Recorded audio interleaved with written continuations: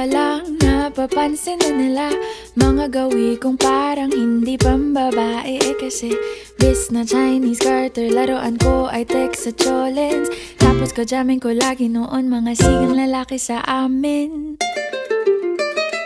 Nung ako'y mag-high school ay napabarkada sa mga bay. Curious na babae na ang hanap din ay babae. Sa halip na makeup kit, bit-bit ko ay gitara. Tapos pormahan ko lagi ay long sleeves na t-shirt at faded na lonta. Pero noong makilala kita, nagbagong bigla ang aking timpla. Natutuwa ko na magpariban at mag-ahit ng kilay at least once a month. Hindi ko alam kung anong meron ka na sa akin ay nagpalambot ng bigla. Sinong mag-aakalang lalaki pala ang bibihag sa tulad kong tigreng gala.